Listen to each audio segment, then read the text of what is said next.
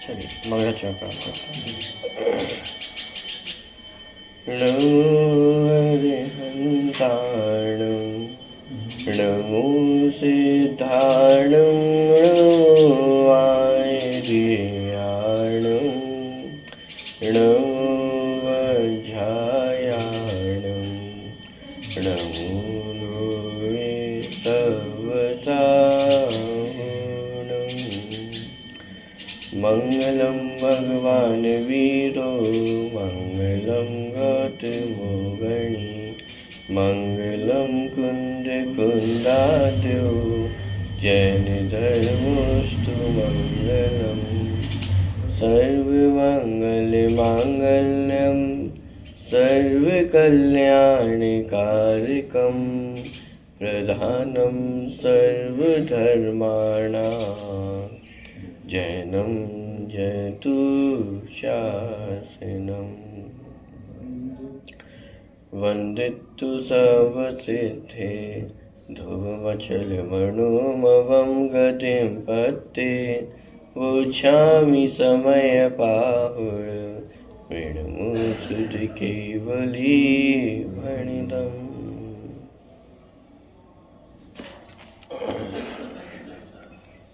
बारहवीं गाथा की चर्चा अपनी चल रही है। गाथा का पाठ वर्णन करते हैं। पृष्ठ क्रमांक 117।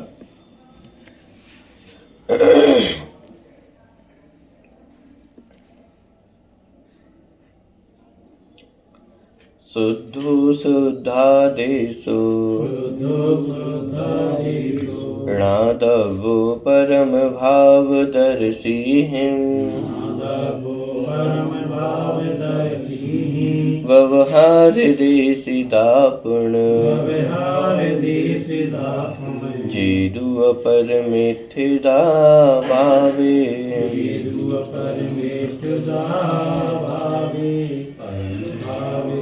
जो प्राप्त वे शुद्ध नहीं ज्ञाता जो रहे अपरम भाव में व्यवहार से उपदेश हैं।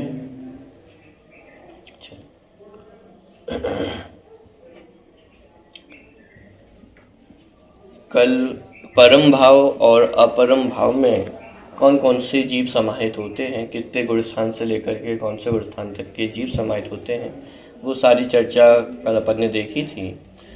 सारी चर्चा को यदि समेटें तो 3 पॉइंट हमारे सामने निकल के आए थे परम भाव और अपरम भाव को लेकर के।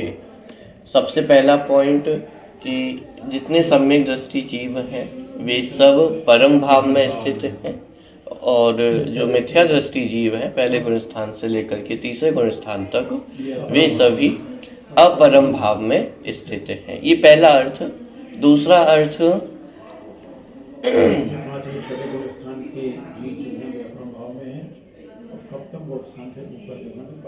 बहुत बढ़िया। चौथे पांचवें छठे गुण स्थान में जो जीव जब तक वे शुभ विकल्पों में हैं, आत्मस्वरूप में स्थित नहीं है, उतने काल के लिए वे सभी जीव अपरम भाव में स्थित हैं और जब वे आत्मस्वरूप में स्थिर होते हैं और सातवें गुण स्थान से आगे के जितने जीव हैं वे सभी परम भाव में स्थित हैं। ठीक है, ये दूसरा अर्थ। तीसरा अर्थ है जो अनंत सिद्ध है वे परम भाव में स्थित हैं। 12वें चौथे पे 12वें गुण स्थान वर्ती के जीव हैं वे अपरम भाव। बहुत बढ़िया। माने 12वें गुण स्थान तक के जो जीव हैं उनको भी अपरम भाव में स्थित कहा। क्यों? क्योंकि वे छद्मस्त हैं। तो छद्मस्त पने की अपेक्षा वे कैसे हैं? अपरम भाव में स्थित हैं। अरहंत और जो सिद्ध भगवान हैं वे परम भाव में स्थित हैं। तो इस प्रकार 3 प्रकार से यहाँ पे अर्थ किया गया। अब यहाँ पे एक प्रश्न उठाया जा रहा है। अच्छा प्रश्न है। प्रश्न क्रमांक 125 पे प्रश्न, शुद्धोपयोगियों को शुद्ध नय का उपदेश देने की क्या आवश्यकता है? अनुभव के काल में वे उपदेश को ग्रहण भी कैसे करेंगे? यानी यहाँ दोनों के लिए प्रश्न उठाया जा रहा है, शुद्धोपयोगियों के लिए भी और मिथ्या दृष्टियों के लिए भी। तो शुद्धोपयोगियों के संदर्भ में प्रश्न उठाया कि उनको शुद्ध नय का उपदेश देने की क्या आवश्यकता है, क्योंकि अनुभव के काल में तो वे उपदेश को ग्रहण भी कैसे करेंगे। क्योंकि अपन ने बात की ना, जो परम भाव में स्थित है उन्हें निश्चय नय प्रयोजनवान है, और जो अपरम भाव में स्थित है उन्हें व्यवहार नय प्रयोजनवान है। तो प्रश्न उठाया कि जो परम भाव में स्थित है उन्हें उपदेश देने से क्या फायदा। मतलब इसको इस प्रकार से समझे, क्योंकि जब आत्म स्वरूप में स्थिर है तो वो उपदेश को ग्रहण तो करेंगे नहीं, तो इसलिए उनको भी उपदेश देने का फायदा नहीं है। व्यवहार का या निश्चय का दोनों ही एक बात, उपदेश तो उपदेश है ना। उपदेश तो तब ग्रहण हो जब वे विकल्पात्मक अवस्था में हो। जब वे अभी निर्विकल्प अवस्था में है तो उपदेश को ग्रहण तो वो करेंगे नहीं। तो इसलिए शुद्धोपयोगियों को शुद्ध नय के उपदेश देने का क्या प्रयोजन है। आगे, तथा सम्यक दृष्टियों को व्यवहार से समझाने की क्या आवश्यकता है, क्योंकि वे वस्तु तत्व को समझकर ही सम्यक दृष्टि हुए हैं। ये दूसरा प्रश्न। और बात रही सम्यक दृष्टियों की, कि आप कहते हो कि उन्हें व्यवहार नय प्रयोजनवान, चौथे पांचवें छठे गुण स्थान में व्यवहार नय प्रयोजनवान कहा, तो प्रश्न वही खड़ा हुआ कि सम्यक दृष्टियों को आप व्यवहार नय प्रयोजनवान क्यों कहते हो, क्योंकि सम्यक तो उन्हें मूल वस्तु स्वरूप को जानकर के ही हुआ है।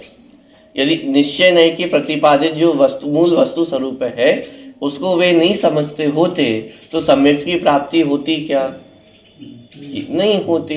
तो फिर उन सम्यक दृष्टियों को आप व्यवहार नय का उपदेश देने की बात क्यों करते हो। दोनों प्रश्न समझ में आए। क्या कहा जा रहा है। पहले प्रश्न में कहा कि शुद्धोपयोगियों को निश्चय नय प्रयोजनवान के नहीं है, क्यों, उनको निश्चय नय का प्रयोजन माने उपदेश करने का कोई प्रयोजन सिद्ध नहीं होता, क्योंकि वे उपदेश को ग्रहण ही नहीं करेंगे। और सम्यक दृष्टियों को व्यवहार का उपदेश देने का क्या प्रयोजन है, क्योंकि जब भी उनको सम्यक की प्राप्ति हुई है इसका मतलब ही ये है कि वे निश्चय की प्रतिपादित जो वस्तु स्वरूप है उसको समझते हैं। देखिए, सम्यक दृष्टियों को व्यवहार से समझाने की क्या आवश्यकता है, क्योंकि वे वस्तु तत्व को समझकर ही सम्यक दृष्टि हुए हैं। अतः प्रश्न यह है कि शुद्धोपयोगियों को शुद्ध नय और सम्यक दृष्टियों को व्यवहार नय किस प्रकार प्रयोजनवान होंगे। बात ख्याल में आ रही है। उत्तर, यहाँ निश्चय व्यवहार के उपदेश देने की विवक्षा नहीं है। अरे यहाँ चर्चा उपदेश की नहीं चल रही है, तो फिर क्या चर्चा है।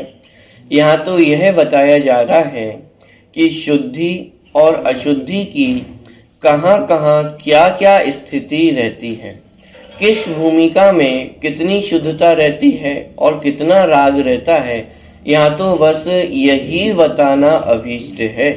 जिस भूमिका में जितना राग व्यवहार रहता है उस भूमिका में वह राग व्यवहार उस काल जानने में आता हुआ प्रयोजनवान है। इसी प्रकार जिस भूमिका में जितनी शुद्धि विद्यमान रहती है वह भी मात्र जानने में आती हुई प्रयोजनवान है। यहाँ प्रयोजनवान का अर्थ क्या, प्रयोजनवान का अर्थ है, यहाँ प्रयोजनवान का अर्थ उपदेश देना नहीं है। यहाँ ये नहीं कहा जा रहा है कि जो परम भाव में स्थित है उन्हें निश्चय नय का उपदेश दो, जो चौथे पांचवें छठे गुण स्थान में है अपरम भाव में स्थित है उन्हें व्यवहार का उपदेश दो। यहाँ चर्चा उपदेश की नहीं है। यहाँ प्रयोजनवान का अर्थ ये है कि जैसे कोई व्यक्ति चौथे गुण स्थान में है, चौथे गुण स्थान में उसे कितनी शुद्धता की प्राप्ति हुई है और कितनी अशुद्धता वर्तमान में विद्यमान है, इस बात का ज्ञान कराना यहाँ पे उद्देश्य है। निश्चय और व्यवहार नय के माध्यम से कितनी शुद्धि विद्यमान है और कितनी अशुद्धि विद्यमान है इसका ज्ञान कराया जा रहा है। और इस प्रकार से जानने में आता हुआ व्यवहार नय प्रयोजनवान है। व्यवहार नय प्रयोजनवान का ये जो अपरम भाव में स्थित है उन्हें व्यवहार नय प्रयोजनवान है। तो प्रयोजनवान कहने का तात्पर्य क्या कि उस व्यवहार नय के माध्यम से कितनी अशुद्धता शुद्धता विद्यमान है इस बात की जानकारी होती है। तो इस प्रकार से जानने में आता हुआ व्यवहार नय प्रयोजनवान है। ऐसे ही निश्चय नय भी जानने में आता हुआ प्रयोजनवान यहाँ पे कहा जा रहा है। किस भूमिका में कितनी शुद्धि रहती है और कितना राग रहता है, बस यही बताना अभीष्ट है। जिस भूमिका में जितना राग व्यवहार रहता है उस भूमिका में वह राग व्यवहार उस काल में जानने में आता हुआ प्रयोजनवान है। इसी प्रकार जिस भूमिका में जितनी शुद्धि विद्यमान रहती है वह भी मात्र जानने में आती हुई प्रयोजनवान है। माने कोई 5वें गुण स्थान में है तो 5वें गुण स्थान में अणुव्रत का विकल्प आएगा ही आएगा। अणुव्रत का जो राग है, जो व्यवहार है, वो उस स्थिति में होगा ही होगा। तो अभी जो कहा कि जो अपरम भाव में स्थित है उन्हें व्यवहार नए प्रयोजनवान है। अब इसका अर्थ क्या? ये कि जो अपने में स्थित है उसके भूमिका अनुसार व्रत लेने का हाँ, कि जिस भूमिका में है उस भूमिका अनुसार शुभ विकल्प अथवा राग आएंगे ही आएंगे। तो इस बात की जानकारी कराने वाला ये व्यवहार नय है।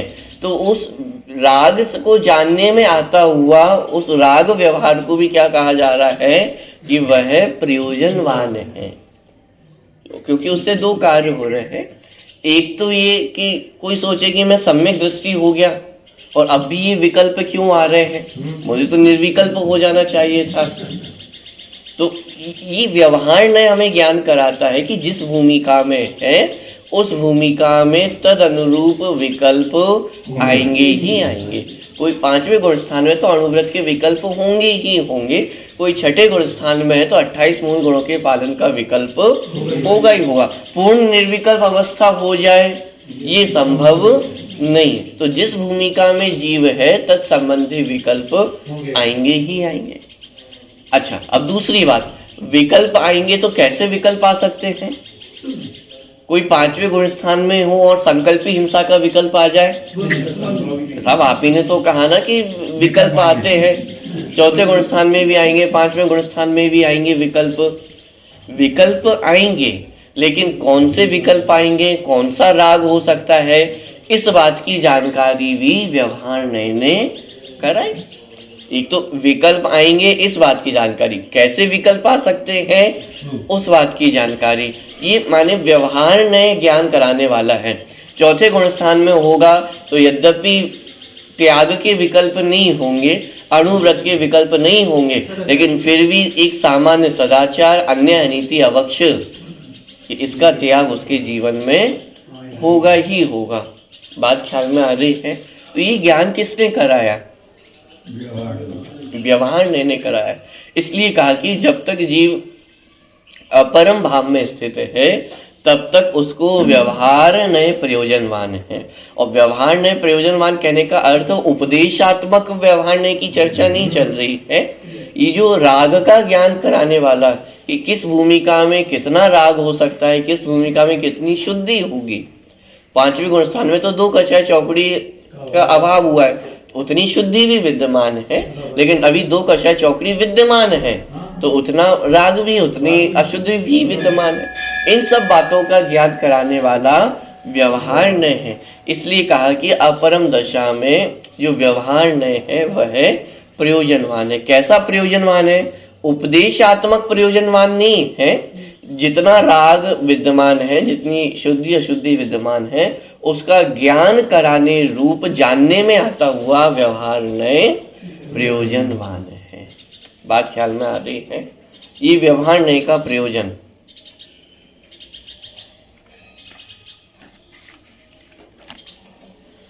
उक्त संदर्भ में आत्मख्याति में समागत निम्नांकित कथन विशेष ध्यान देने योग्य है। माने मूल शब्द जो टीका के हैं, शुद्ध नयः परिज्ञायमानः प्रयोजनवान, व्यवहार नयो परिज्ञायमानः तदात्वे प्रयोजनवान। अब देखिए यहाँ पे मूल यदि अपन देखें संस्कृत में जो टीका है, शुद्ध नय के संदर्भ में क्या कथन किया? परिज्ञायमानः प्रयोजनवान। इसका अर्थ ये हुआ कि शुद्ध नय भी जानने में आता हुआ कैसा है? प्रयोजनवान है। अब व्यवहार नय के लिए एक शब्द और अधिक इसमें जोड़ते हैं, व्यवहार नयो परिज्ञायमानः तदात्वे प्रयोजनवान। तदात्वे क्या है? तदात्वे मतलब कि जो व्यवहार नय है वह जानने में आता हुआ उस काल तक प्रयोजनवान है। निश्चय नय के संदर्भ में नहीं कहा कि उतने समय तक प्रयोजनवान है, लेकिन व्यवहार नय के संदर्भ में कहा जा रहा है कि उतने समय तक प्रयोजनवान है। कहने का तात्पर्य यह है कि निश्चय नय तो जीवों को सदा ही प्रयोजनवान है। और ये बात माने चौथे पांचवें छठे गुणस्थानवर्ती जीवों पे भी घटित होगी, क्योंकि यदि निश्चय नय की जानकारी ना हो, निश्चय नय की विषयभूत जो वस्तु स्वरूप है उसकी जानकारी ना हो, तो सम्यक्त्व की प्राप्ति भी जीवों को नहीं हो सकती है। तो निश्चय नय तो जीवों को सदा प्रयोजनवान है, और व्यवहार नय के संदर्भ में क्या कहा, तदात्वे प्रयोजनवान, माने उतने समय तक प्रयोजनवान है, एक समय के बाद फिर वह व्यवहार नय प्रयोजनभूत नहीं रहता है। लेकिन निश्चय नय तो सदा ही जीव को प्रयोजनवान है।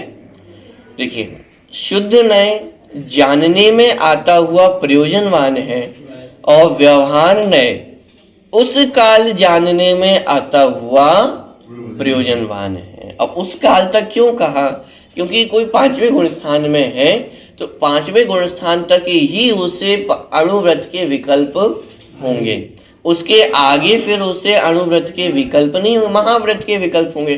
तो जो तत्व संबंधी व्यवहार था, पंचम गुण स्थान संबंधी जो व्यवहार था वो छूट गया। अब कोई कहे कि साहब वो अणुव्रतों का क्या होगा, छूट गए। अरे छूटने का अर्थ ये है कि एक स्टेप और आगे बढ़ा है, सातवें छठे गुण स्थान में पहुंचे तो 28 मूल गुणों का पालन हुआ। तो इसीलिए अब अणुव्रत प्रयोजनवान है या नहीं है, आगे बढ़ गए तो अब वे प्रयोजनवान नहीं है। इसलिए कहा कि उस काल तक जो व्यवहार नय है वह कैसा है, प्रयोजनवान है। ठीक, लेकिन निश्चय नय चाहे चौथे गुण स्थान में हो, पांचवें गुण स्थान में हो, छठे गुण स्थान में हो, सातवें में हो, आठवें में हो, किसी भी गुण स्थान में हो, निश्चय नय की विषय वस्तु स्वरूप जो शुद्धात्मा है वो कब प्रयोजनवान नहीं रहेगा, वो तो सदा ही प्रयोजनवान है। उसके आश्रय से ही तो ये गुण स्थानों की वृद्धि हो रही है, उसके आश्रय से तो ही शुद्धता प्रकट हुई है। तो निश्चय नय तो सदा ही जीव को प्रयोजनवान है, व्यवहार नय उस काल तक प्रयोजनवान है। चौथे गुण स्थान में होगा तो चौथे गुण स्थान संबंधी व्यवहार प्रयोजनवान होगा, बाकी सब अप्रयोजनभूत होगा। पांचवें गुण स्थान में पहुंचेगा तो तत्संबंधी जो व्यवहार विकल्प है वो प्रयोजनवान होगा। छठे सातवें गुण स्थान में पहुंचेंगे तो तत्संबंधी व्यवहार विकल्प वह प्रयोजनवान होगा। जैसे जैसे आगे बढ़ते जा रहे हैं वैसे वैसे पीछे का जो व्यवहार है वह सब अप्रयोजनभूत होता जा रहा है। जैसे आप इस बात को ऐसे समझें, वर्तमान में हम अपने घर परिवार को भी अपना कहते हैं, अपने घर को अपना कहेंगे, गाड़ी को अपना कहेंगे, रिश्तेदारों को अपना कहेंगे, ये भी वर्तमान में व्यवहार है। लेकिन जिसने दीक्षा धारण कर ली है, मुनि दीक्षा धारण कर ली है, अब उनको ये सारा व्यवहार प्रयोजनवान है या नहीं है? साहब अभी तो कह रहे थे 1 घंटे पहले जब दीक्षा धारण नहीं की थी तब तक ये घर परिवार अपना था, रिश्ते नाते अपने थे, ये सब कुछ अपना था, और अब दीक्षा धारण कर ली तो कुछ भी अपना नहीं रहा। ये यहाँ बताया जा रहा है कि व्यवहार नय की समय सीमा है, ये सर्वत्र लागू नहीं हो सकता है। व्यवहार नय मात्र उस काल तक ही प्रयोजनवान होता है। जितने समय तक घर गृहस्थी में थे तब तक उतना व्यवहार भी प्रयोजनवान था, उसका भी अपना प्रयोजन था। ये अपना घर, एक घर को अपना कहने का प्रयोजन ये कि भाई ये इस पूरी दुनिया में ये मेरा घर है, बाकी सारे अपने घर नहीं है। कहीं जाना है तो इस घर में जा सकते हैं, बाकी सारे घरों में नहीं जा सकते। ये बच्चा बालक मेरा है, पत्नी मेरी है, पिता मेरे हैं, इन सब बातों का अपना एक प्रयोजन था। लेकिन अब जिस समय दीक्षा धारण कर ली है, अब इस समस्त व्यवहार का कोई प्रयोजन शेष नहीं रहा है, क्योंकि समस्त संबंध तोड़कर के ही तो दीक्षा धारण की है ना। तो तत्संबंधी व्यवहार का अब कोई प्रयोजन नहीं रहा है। इसी तरह चौथे गुण स्थान संबंधी जो व्यवहार विकल्प होते हैं, पंचम गुण स्थान संबंधी जो व्यवहार विकल्प होते हैं, यहाँ तक कि छठे गुण स्थान संबंधी भी जो व्यवहार विकल्प होते हैं, आगे आगे चल करके वे कैसे हो जाएंगे, अप्रयोजनवान हो जाएंगे, उनका प्रयोजन नहीं रहेगा। 28 मूल गुणों का प्रयोजन भी कब तक था? छठे गुण स्थान तक उनका प्रयोजन था। लेकिन जैसे ही सातवें गुण स्थान में आए, आगे के गुण स्थान में हुए, तो वहां तो शुद्धोपयोग की ही प्रधानता है, तो वहां 28 मूल गुणों का विकल्प भी कैसा हो गया? अप्रयोजनवान हो गया। लेकिन शुद्धात्मा का अनुभव हमेशा चौथे गुण स्थान में भी प्रयोजनवान है। उसका विकल्प नहीं रहा, स्वरूप में गए, साथ में छठे का क्या विकल्प रहा? तो पांचवें गुण स्थान में भी, छठे सात, माने प्रत्येक गुण स्थान में जो शुद्धात्मा का अनुभव है वो तो सदा ही प्रयोजनवान है। इसलिए यहाँ पे कहा कि शुद्ध नए जानने में आता हुआ प्रयोजनवान है और व्यवहार नए उस काल में जानने में आता हुआ प्रयोजनवान है। अर्थ समझ में आया उस काल का? उसकी सीमा अरे है। व्यवहार नहीं की तो सीमा है, कौन किस परिस्थिति में है, किस स्थिति में है, उसके साथ व्यवहार नए का जो प्रयोजन है वो बदलेगा, लेकिन निश्चय नए सभी जीवों को सदा ही प्रयोजनवान है। उक्त कथन में शुद्ध नए को जानने में आता हुआ प्रयोजनवान कहा और व्यवहार नए को उस काल में जानने में आता हुआ प्रयोजनवान कहा है। इसमें उपदेश देने और ग्रहण करने की बात कहाँ आती है? क्योंकि साथ में चले गए तो उपदेश देने की बात क्या है? क्योंकि प्रश्न ही उठाया था कि आप शुद्धोपयोगियों को कह रहे हो कि उन्हें शुद्ध नए प्रयोजनवान है, तो आप बताइए जो शुद्धोपयोगी जीव हैं तो वे उपदेश को ग्रहण कैसे करेंगे? तो फिर ये शुद्ध नए का उपदेश कैसे उन्हें प्रयोजनवान होगा? और सम्यक दृष्टि है, आप कहते हो कि उन्हें व्यवहार नए का उपदेश प्रयोजनवान है, तो सम्यक दृष्टि हुए हैं, इसका मतलब मूल वस्तु स्वरूप को तो वे समझते ही हैं। अब जब मूल वस्तु स्वरूप को समझ रहे हैं तो फिर उन्हें व्यवहार का उपदेश करने का क्या प्रयोजन है? प्रश्न उठाया था, उसके संदर्भ में उत्तर दिया कि अरे भाई बात तो उपदेश की है ही नहीं। यहाँ बात ही नहीं चल रही है कि जो परम भाव को स्थित है उन्हें शुद्ध नए का उपदेश दो, जो अपरम भाव में स्थित है उन्हें व्यवहार का उपदेश दो। यहाँ उपदेश देने की बात ही नहीं है, यहाँ तो बात यह है कि जानने में आता हुआ कौन सा नए प्रयोजनवान है। चौथे पांचवें अधिक गुण स्थान में व्यवहार संबंधी जो विकल्प है वो जानने में आते हुए जीव को प्रयोजनवान है, और आगे के गुण स्थानों में सातवें आदि गुण स्थानों में जो शुद्धात्मा है, निश्चय नए का विषयभूत जो शुद्धात्मा है वो जानने में आता हुआ प्रयोजनवान है। मात्र इतनी चर्चा यहाँ पे की गई है, उपदेश की चर्चा यहाँ पे है ही नहीं।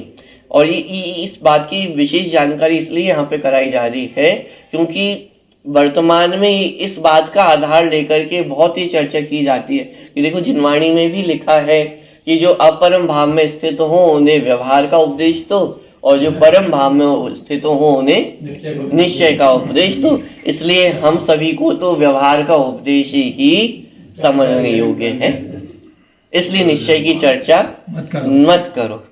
लेकिन भाई बात यहाँ पे उपदेश की है ही नहीं, और यदि उपदेश यहाँ पे अर्थ किया जाएगा तो बहुत बड़ी समस्या खड़ी होगी। ना शुद्धोपयोगियों पे उपदेश लागू होगा और सम्यक दृष्टियों को उपदेश की आवश्यकता ही नहीं है। वे तो मूल वस्तु स्वरूप को समझाए तब तो सम्यक की प्राप्ति हुई है। यदि शुद्धात्मा का अनुभव नहीं होता तो सम्यक की प्राप्ति भी कैसे होती? तो जिन्हें मूल वस्तु स्वरूप पता चल गया है अब उन्हें व्यवहार के उपदेश की आवश्यकता ही नहीं रही है, और शुद्धोपयोगियों को तो उपदेश दोगे भी तो भी वो ग्रहण करने वाले हैं नहीं। तो इस चर्चा के आधार से ये निष्कर्ष निकालना कि हम सभी को मात्र व्यवहार का ही उपदेश सुनने योग्य है, ये निष्कर्ष इस गाथा से नहीं निकलता, क्योंकि यहाँ पे प्रयोजन का अर्थ इतना है जानने में आता हुआ प्रयोजनवान है। जानने में आता हुआ प्रयोजनवान है, इसका अर्थ ये है कि कोई सम्यक दृष्टि जीव है तो सम्यक दृष्टि जीव को कितना व्यवहार विकल्प होता है ये उसके जानने में आता हुआ कैसा है प्रयोजनवान है। क्यों? क्योंकि यदि व्यवहार संबंधी जानकारी होगी तो अब उससे कोई अन्य विकल्प खड़े नहीं होंगे। मतलब क्या? कोई सम्यक दृष्टि जीव है तो उसे ये चिंता नहीं होगी कि अरे भाई मैं निर्विकल्प क्यों नहीं हुआ। सम्यक दृष्टि होगी और निर्विकल्प नहीं हुआ तो मुझे सम्यक दर्शन हुआ है कि नहीं हुआ है। माने वास्तविक जो स्वरूप है, वास्तविक जो परिस्थिति है कि एक कषाय चौकड़ी का अभाव हुआ है तो उतनी शुद्धता है, लेकिन 3 कषाय चौकड़ी अभी विद्यमान है तो इतनी अशुद्धता भी है। इस बात की जानकारी किसने कराई? व्यवहार नय। तो इस प्रकार से व्यवहार नय जानने में आता हुआ प्रयोजनवान है, क्योंकि इस कारण से जीवों को अन्य विकल्प खड़े नहीं होते। पंचम गुण स्थान संबंधी जितने विकल्प हैं वो तो खड़े होंगे, लेकिन अन्य ऐसे मिथ्या विकल्प खड़े हो अथवा चिंता हो कि साहब सम्यक दृष्टि भी हो गया, अब तो पांचवा गुण स्थान भी हो गया, तो भी विकल्प नहीं जाते हैं, तो भी ये विकल्प हो रहे हैं, कि घबराने की आवश्यकता नहीं है। व्यवहार नय से जानने में आया कि इतने विकल्प इस दशा में होंगे ही होंगे। और कौन से विकल्प होंगे, माने कौन से सम्यक विकल्प हैं और कौन से मिथ्या विकल्प हैं। पांचवें गुण स्थान में और हिंसा के विकल्प हो जाए, संकल्प हिंसा करने का विकल्प हो, ऐसा तो नहीं हो सकता है। माने ये जानकारी किसने कराई, ये व्यवहार नय ने कराई है, इसलिए कहा व्यवहार नय जानने में आता हुआ प्रयोजनवान है। उपदेश की चर्चा यहाँ पे है क्या, देखिए उक्त कथन में शुद्ध नय को जानने में आता हुआ प्रयोजनवान कहा और व्यवहार नय को उस काल में जानने में आता हुआ प्रयोजनवान कहा। इसमें उपदेश देने और ग्रहण करने की बात ही कहाँ आती है। उक्त दोनों नयों के विषय तो यथा स्थान जानने हुए ही प्रयोजनवान है। उक्त संदर्भ में स्वामी जी ने जो स्पष्टीकरण दिया है वह इस प्रकार है। जो शुद्ध नय तक पहुंचकर श्रद्धावान हुए हैं तथा पूर्ण ज्ञान चारित्रवान हो गए हैं, उन्हें तो शुद्ध आत्मा का उपदेश करने वाला शुद्ध नय जानने योग्य है। देखो, शुद्ध नय का आश्रय अर्थात शुद्ध नय के विषय का आश्रय तो समकिति को होता है। यहाँ तो शुद्ध नय अर्थात केवल ज्ञान होने पर पूर्ण हो गया है, उसका आश्रय करने को अब रहा नहीं, इस अपेक्षा से यहाँ बात की है। जो शुद्ध नय तक पहुंचकर श्रद्धावान हुए अर्थात जो केवल ज्ञान को प्राप्त हुए तथा जिन्होंने चारित्र की संपूर्ण स्थिरता को प्राप्त कर लिया, उन्हें तो शुद्ध नय के विषयभूत शुद्धात्मा के आश्रय करने का प्रयोजन रहा नहीं, उन्हें तो शुद्ध नय मात्र जानने योग्य है। अर्थात इसका फल जो कृतकृत्यपना आया उसका केवल ज्ञान में ज्ञान हुआ। पूर्ण निर्विकल्प दशा जिसे हो गई वह उसे मात्र जानता है, अधूरी दशा में होने वाला राग उसे नहीं है, इसलिए व्यवहार भी उसके नहीं रहता है। क्या कहा जा रहा है कि जिन्होंने पूर्ण अवस्था को प्राप्त कर लिया है, अब उन्हें शुद्ध नय का जो शुद्ध वस्तु स्वरूप का उपदेश देने वाला जो शुद्ध नय है उसे प्रयोजनवान कहा। और प्रयोजनवान कैसा कहा कि जानने में आता हुआ प्रयोजनवान है, इससे अधिक उस शुद्ध नय का और कोई कार्य नहीं है। आप कल्पना करें, अनंत परमात्मा है, वे स्वयं उपदेश देने वाले हैं, अब कहा जाए कि उन्हें शुद्ध नय का उपदेश प्रयोजनवान है, तो ये बात कितनी माने सटीक बैठती है। इस बात का क्या प्रयोजन सिद्ध होता है, इस बात का कोई भी प्रयोजन सिद्ध नहीं हो रहा है। जो स्वयं वक्ता है, जो स्वयं उस वस्तु स्वरूप को समझाने वाले हैं, उन्हें शुद्ध नय के उपदेश की आवश्यकता है क्या? मूल गाथा में तो यही कहा ना कि जो परम भाव में स्थित है उन्हें शुद्ध नय प्रयोजनवान है। अब यदि प्रयोजनवान का अर्थ हम ये घटित करें कि शुद्ध नय का उपदेश प्रयोजनवान है, तो ये बात उन पर घटित होगी क्या? वो हो गया, पूरी बुद्धि पर दिखाना है। बात ख्याल में आ रही है? अरे जो स्वयं जगत को उपदेश दे रहे हैं, जो स्वयं दिव्य ध्वनि के कर्ता हैं, उनको उपदेश की आवश्यकता है किसी के? तो उन्हें उपदेश की आवश्यकता नहीं है। तो फिर यहाँ शुद्ध नय प्रयोजनवान का तात्पर्य क्या है कि मात्र जानने में आता हुआ प्रयोजनवान है, क्योंकि शुद्धात्मा के आश्रय से उन्हें पूर्णता प्राप्त हो गई है, केवल ज्ञान, पूर्ण चारित्र, ये सब उन्हें प्रकट हो गया है। अब वास्तव में तो उन्हें शुद्ध नय का भी प्रयोजन नहीं रहा है, क्योंकि उत्तर संबंधी सारे विकल्पों का उन्हें अभाव हो गया है।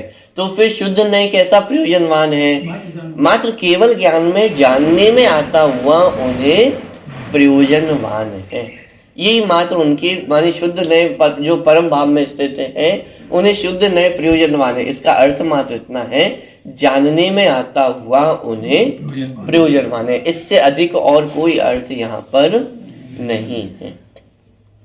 और व्यवहार की तो चर्चा ही नहीं, क्योंकि अब व्यवहार के जो समस्त विकल्प उन्हें टूट ही गए, जो विकल्प हैं वे टूट ही गए हैं, इसलिए व्यवहार की चर्चा यहाँ ली नहीं, क्योंकि व्यवहार उनके होता ही नहीं है।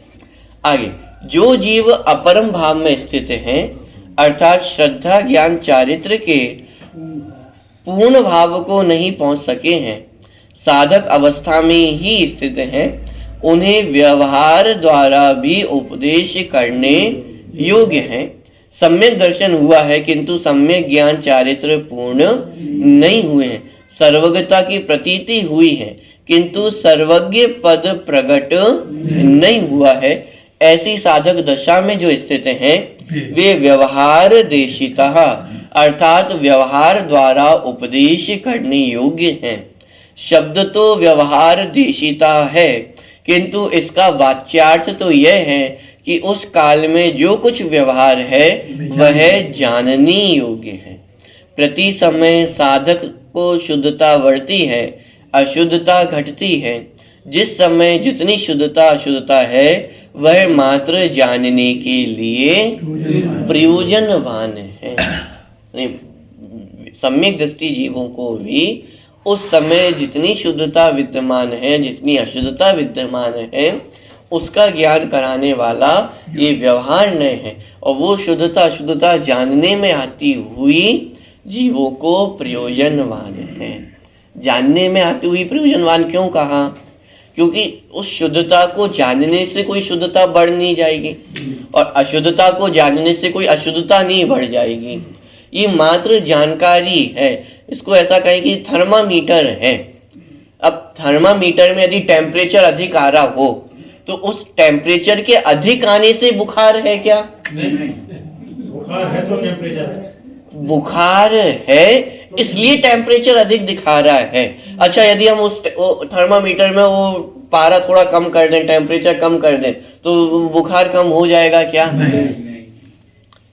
भाई वो तो मात्र दर्शाने वाला है, दिखाने वाला है कि वर्तमान में स्थिति कैसी है, बुखार की स्थिति कितनी है, कुछ कम हुआ है, कुछ है, क्या स्थिति है, उस बात की जानकारी ये थर्मामीटर करा रहा है। ऐसी व्यवहार ने तो थर्मामीटर है। 5वें गुणस्थान में पहुंचे हो तो कितनी शुद्धता हुई है, कितनी अशुद्धता घटी है, कितनी शुद्धता बढ़ी है, इस बात की जानकारी मात्र करा रहा है। उससे शुद्धता और अशुद्धता में कोई बढ़ोतरी हो, घटपना हो, ऐसा कुछ भी होता नहीं। वो तो मात्र थर्मामीटर है। तो थर्मामीटर का कार्य क्या है कि बुखार की जानकारी कराने रूप वह प्रयोजनवान है। ऐसे ही व्यवहार ने भी शुद्धि अशुद्धि की जानकारी कराने रूप प्रयोजनवान है। यहाँ प्रयोजनवान का अर्थ ये नहीं है कि उसके आश्रय से शुद्धि बढ़ जाएगी।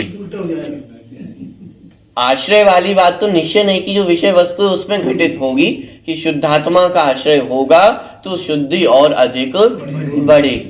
व्यवहार नए का अर्थ क्या है? व्यवहार नए जानने में आता हुआ प्रयोजनवान है। कितनी शुद्धि है, कितनी अशुद्धि है, इस बात की जानकारी कराने को वह प्रयोजनवान है। ठीक है। और यहाँ पे चर्चा भी ली कि व्यवहार देशिता इस शब्द का प्रयोग भी किया कि जो अपरम भाव में स्थित जीव है वह व्यवहार से उपदेश करने योग्य है। ये भी चर्चा इसलिए ली क्योंकि वर्तमान में जहाँ उपदेश की प्रक्रिया होगी वह सब व्यवहार नय के माध्यम से ही संभव है। अभी पूर्ण साध्य अवस्था की प्राप्ति तो हुई नहीं है, साधक दशा में ही है। तो जब तक साधक दशा में है तब तक व्यवहार द्वारा उपदेश किया जाएगा। लेकिन जब मूल गाथा का अर्थ अपन समझते हैं तो वहां जहाँ प्रयोजनवान शब्द की चर्चा की गई है वहां प्रयोजन का अर्थ जानने में आता हुआ प्रयोजनवान है। इस प्रकार ही समझना, क्योंकि यदि उपदेश अर्थ किया जाएगा तो समस्या खड़ी होगी। क्योंकि जो परम भाव में स्थित है उन्हें तो उपदेश दिया नहीं जा सकता है और जो अपरम भाव में स्थित चौथे पांचवें आदि गुणस्थान वर्ती जीव हैं उन्हें उस उपदेश का कोई प्रयोजन सिद्ध नहीं होता है, क्योंकि वो निश्चय नय की विषय वस्तु को ऑलरेडी जानते हैं। और व्यवहार नय का उपदेश तो इसलिए ही किया जाता है ताकि निश्चय तक पहुंचा जा सके। व्यवहार नय का तो प्रयोजन ही है ना कि निश्चय का प्रतिपादन करना। तो जो ऑलरेडी निश्चय को जानता हो अब उसे व्यवहार नय की आवश्यकता क्या रही है। तो इसीलिए यहाँ पे उपदेश की चर्चा नहीं है, यहाँ पे वो शुद्ध निश्चय नय अथवा व्यवहार नय जानने में आता हुआ जीवों को प्रयोजनवान है, ये चर्चा यहाँ पे ली गई है।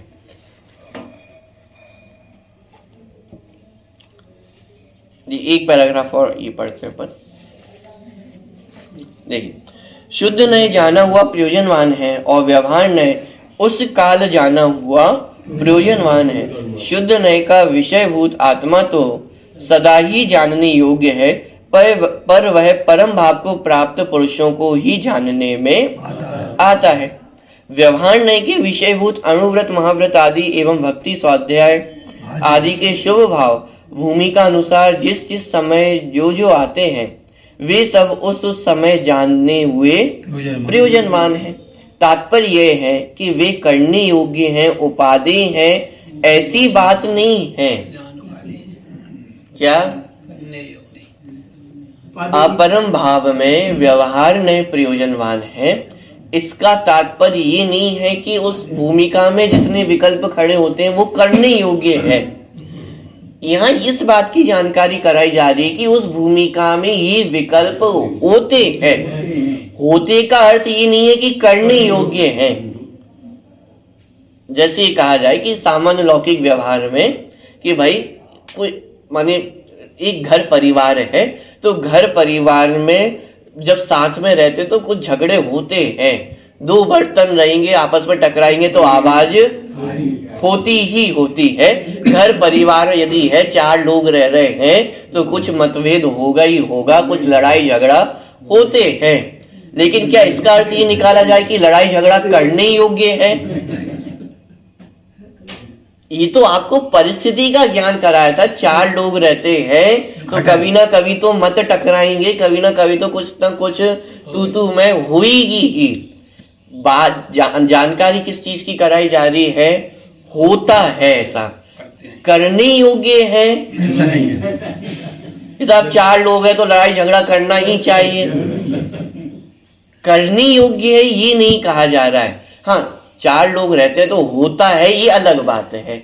ऐसे ही कोई पांचवें गुण स्थान में है तो विकल्प आते हैं, ये अलग बात है। करने योग्य नहीं है, करने योग्य हो, उपादेय हो, ये कहाँ कहा जा रहा है? उपदेश तो छोड़ने का ही कहा जाएगा ना। चार लोग रह रहे, लड़ाई झगड़ा हुआ, बात समझ में आती है, लेकिन करने योग्य हो, उपदेश तो छोड़ने का ही कहा जाएगा। उपदेश तो यही दिया जाएगा कि भले ही आप चार लोग रह रहे हो लेकिन लड़ाई झगड़ा करने की आवश्यकता नहीं है, एक दूसरे को समझने का प्रयास करो। उपदेश तो यही दिया जाएगा ना। उपदेश ये थोड़ी ना दिया जाएगा कि भाई होते तो फिर उपादेय है, ये उपदेश नहीं है। उसी तरह व्यवहार ने तो मात्र इतना बताया कि इस भूमिका में ये विकल्प होते हैं। पांचवें गुण स्थान में होगा कोई तो उसे अणुव्रत आदि के शुभ विकल्प होंगे, 11 प्रतिमाओं के शुभ विकल्प होंगे। छठे गुण स्थान में होगा तो 28 मूल गुणों के पालन करने का विकल्प होगा। जानकारी होने की कराई है, ये नहीं कहा जा रहा है कि वे उपादेय है। इसलिए तो मैंने ये नहीं बताया। पॉइंट अंतर समझ में आ रहा है दोनों बातों में? जानकारी कराना, थर्मामीटर ने जानकारी कराई है कि वर्तमान में बुखार है, लेकिन इसका मतलब ये तो नहीं है कि बुखार होना चाहिए, बुखार उपादेय है। ये कहां से अर्थ निकला? उसी तरह व्यवहार ने तो जानकारी कराई थी कि इस भूमिका में इतनी शुद्धि होती है, इतनी अशुद्धि होती है। निष्कर्ष क्या निकाला जाए कि और अधिक पुरुषार्थ करके ये अशुद्धि कम करनी है और शुद्धि बढ़ानी है। ये निष्कर्ष निकाला जाए तो समझ में आता है। लेकिन जो वर्तमान में अशुद्धि है, जो विकल्प हैं, उन्हीं को उपादेय मान करके बैठ जाए तो ये समस्या खड़ी होगी। ये व्यवहार नय का प्रयोजन नहीं है। देखिए, व्यवहार नय के विषयभूत अणुव्रत, महाव्रत आदि एवं भक्ति स्वाध्याय आदि के शुभ भाव भूमिका अनुसार जिस जिस समय जो जो आते हैं वे सब उस समय जाने हुए प्रयोजनवान है। जैसे बुखार भी जाना हुआ प्रयोजनवान, क्योंकि यदि बुखार को जानेंगे नहीं इलाज कैसे होगा। उसी तरह किस किस भूमिका में कौन कौन से विकल्प होते हैं वे भी जाने हुए प्रयोजनवान हैं। उपादेय रूप प्रयोजनवान नहीं है। जाने हुए प्रयोजनवान क्यों है? क्योंकि जानेंगे तब तो उन विकल्पों को दूर किया जा सकता है। तात्पर्य यह है कि वे करने योग्य हैं, उपादेय हैं, ऐसी बात नहीं है, अपितु वे निचली भूमिका में आए बिना नहीं रहते हैं। अतः उन्हें वीतराग भाव से अपने ज्ञान के गेय बना लेना चाहिए। माने बहुत बड़ी चर्चा यहाँ पे कर ली गई है। हमें मन में, अपने मन में ही बात बनी रहती है, चिंता बनी रहती है कि साहब इतना स्वाध्याय करते हैं, इतने पूजन पाठ करते हैं, इतना मंदिर आते हैं, तब भी कुछ अशुभ भाव आ ही जाता है मन में, ये विकल्प छूटते ही नहीं है। तो यहाँ ये बात जानकारी कराई जा रही है कि जब तक निचली दशा में है ये विकल्प आए बिना रहते नहीं है। तो क्या किया जाए? तो उन्हें उपादेय मान ले, जब आते ही हैं तो फिर और कर लेना चाहिए। अरे भाई आते हैं ये बात अलग है, लेकिन यहाँ तो ये चर्चा की जा रही है विकल्प आते हैं ये अलग बात है, लेकिन मात्र उन्हें अपने ज्ञान का गेय ही बनाया जाए ना, उनसे भेद विज्ञान करके आगे बढ़े, ये व्यवहार नय का प्रयोजन है। ना तो उनमें उपादेय बुद्धि रखनी चाहिए और ना उनके आ जाने से आकुल व्याकुल ही होना चाहिए। क्या? ना तो उन विकल्पों को उपादेय मानना, उपादेय मान लेंगे तो बिल्कुल ही विपरीत मार्ग में चले जाएंगे, और ना उन विकल्पों के होने से आकुल व्याकुल होना, क्योंकि जिन मोक्ष मार्ग आकुलता का नाम नहीं है। मोक्ष मार्ग में विकल्प आएंगे इस बात का निषेध नहीं है, विकल्प आने पर भी आकुल व्याकुल नहीं होना, इसका नाम मोक्ष मार्ग है।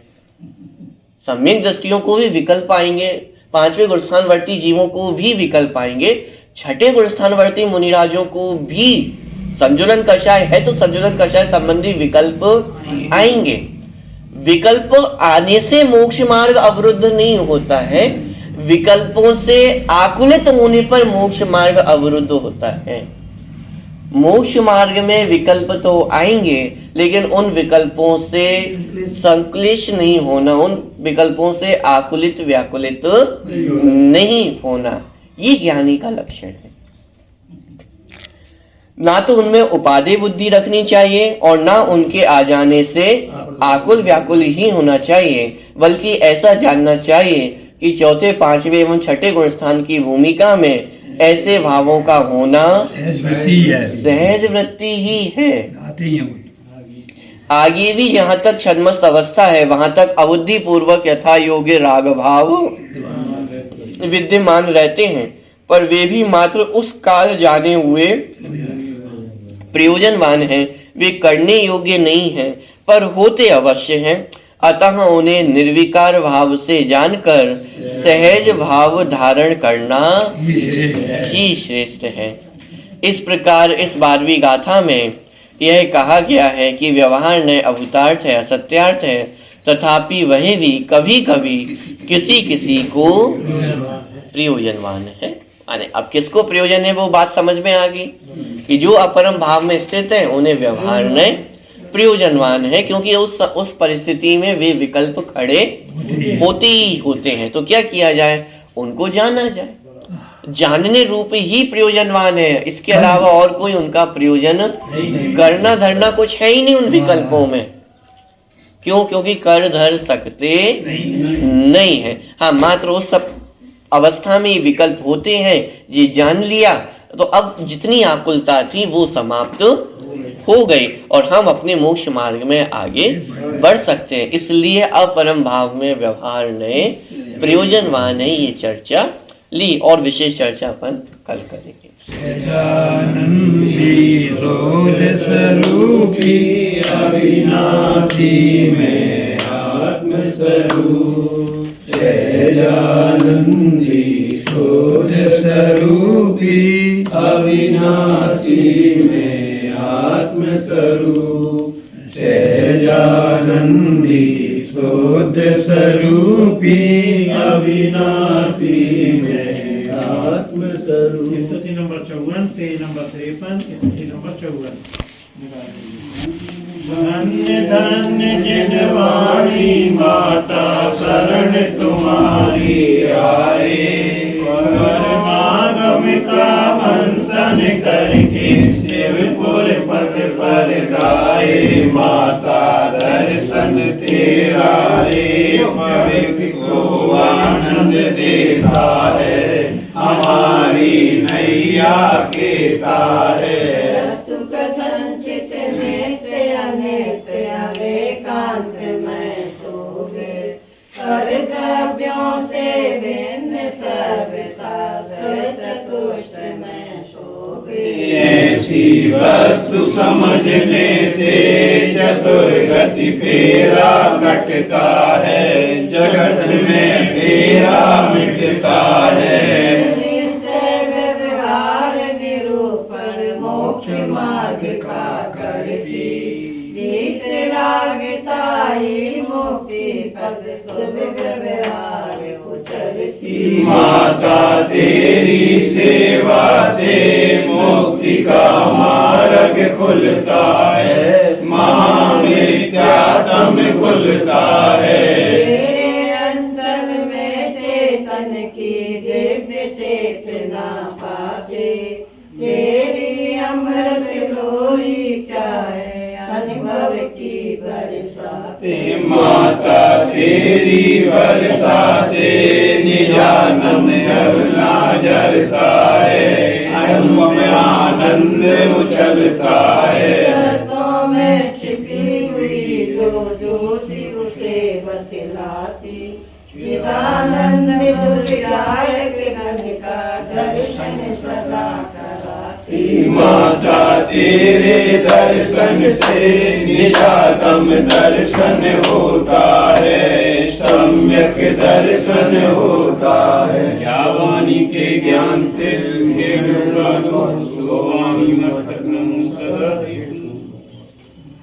बोल द्वार शांति वाणी माता की जय, गीता मई जय, जय।